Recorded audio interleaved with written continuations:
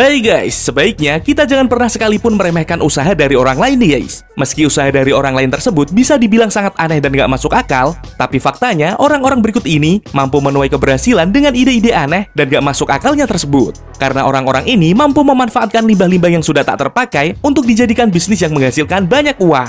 Nah, kali ini kita bakalan bahas orang-orang sukses dari limbah. Tapi sebelum lanjut, kita ingetin lagi nih, buat yang belum jangan lupa subscribe channel kita.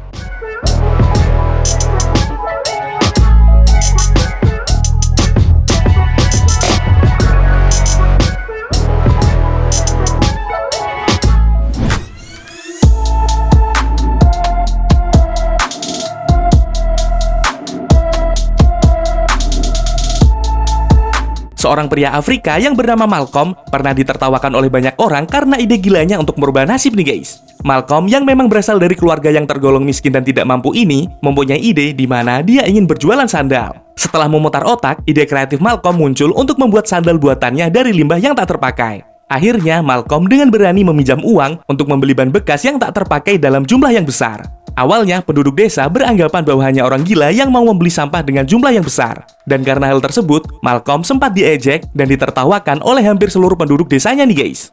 Namun, berkat kreasi dan ketekunan dari Malcolm, dia akhirnya berhasil menyulap limbah ban bekas tersebut menjadi sandal yang cukup keren. Dan buah dari keberhasilan penjualan sandal dari limbah ban bekas ini, Malcolm akhirnya dapat menyerap banyak tenaga kerja dan menjadi sukses berkat bisnis dari limbah.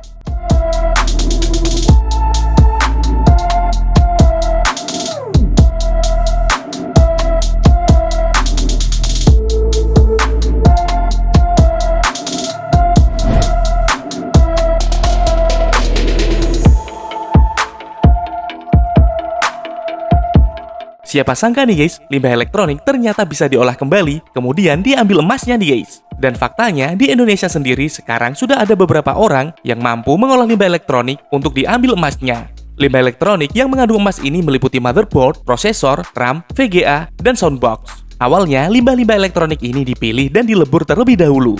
Setelah dilebur dan limbah tersebut sudah menjadi lempengan logam, kemudian lempengan logam itu diberi air dan beberapa zat kimia. Setelah itu, bahan limbah tersebut diambil kemudian diberi zat kimia kembali dan direbus sampai jernih. Nah, setelah bahan limbah tersebut sudah jernih, masuk ke langkah terakhir yakni meleburnya kembali dengan menggunakan campuran tawas. Dan hasilnya, kandungan emas bisa terpisah dan emas pun bisa diambil nih guys.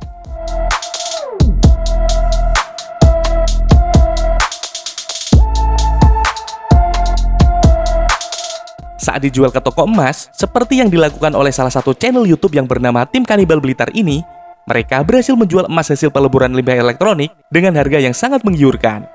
Mereka berhasil menjual emas berat 106,92 gram dengan harga lebih dari 88 juta. Dan diketahui harga emas saat itu adalah Rp826.000 per gram nih guys.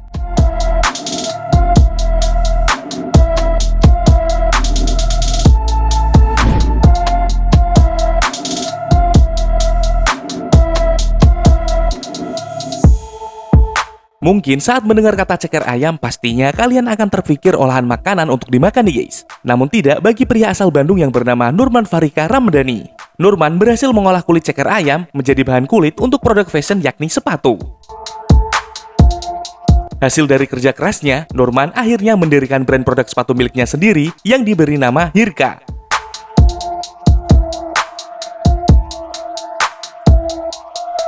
Dan benar saja nih guys, sepatu-sepatu buatannya ini sangat diminati oleh banyak orang. Bahkan Nurman juga berhasil menembus pasar internasional seperti Malaysia, Singapura, Hong Kong, Brazil, Prancis, Inggris, dan Turki. Wih, gokil ya!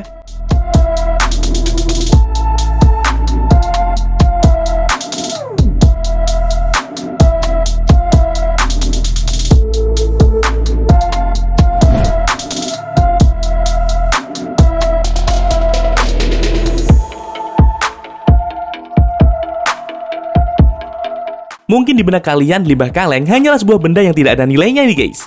Akan tetapi, di tangan seorang kreatif, limbah kaleng bisa dijadikan sebagai bahan untuk dijadikan kerajinan yang memiliki nilai ekonomi yang tinggi. Dan salah satu orang kreatif itu bernama Eni Aryani.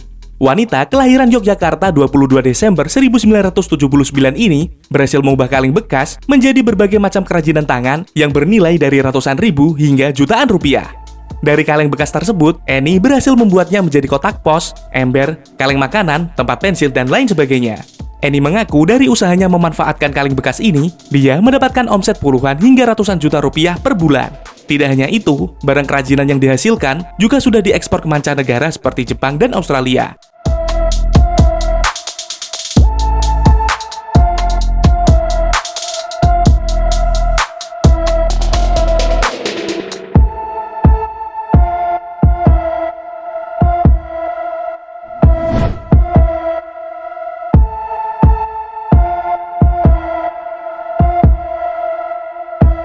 Sebagian orang pasti akan mengira daun kering hanyalah sampah yang tak ada gunanya nih guys. Eits, tapi jangan salah, meskipun hanya daun kering, jika berada di tangan wanita yang satu ini, daun-daun kering tersebut bisa menjadi kerajinan yang bernilai tinggi.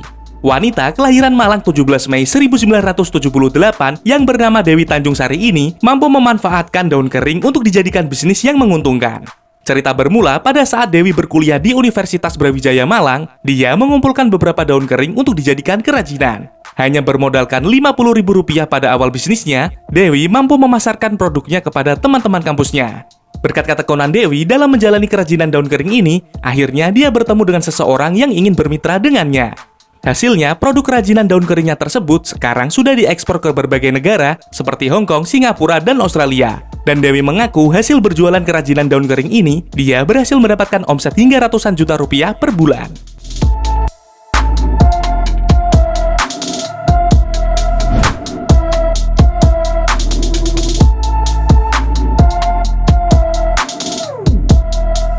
Salah satu permasalahan yang mengancam ekosistem dunia adalah sampah nih guys. Dan jika masalah ini tidak teratasi, pastinya akan berdampak buruk bagi kehidupan manusia. Melihat permasalahan sampah plastik yang memprihatinkan ini, muncul seorang pria bernama Muhammad Baidowi yang mampu mengolah sampah plastik menjadi barang yang berguna. Baidowi mengolah kembali sampah plastik ini menjadi bahan baku untuk pembuatan produk berbahan dasar plastik.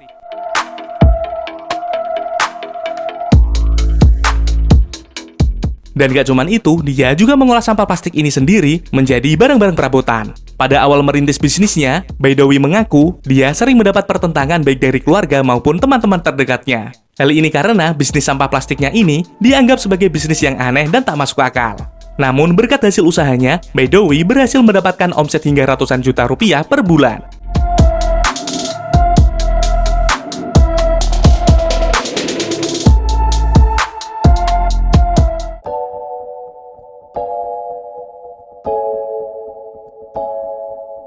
Nah, itu tadi kisah orang-orang sukses dari limbah. Dan terima kasih udah nonton video kita, jangan lupa subscribe ya guys.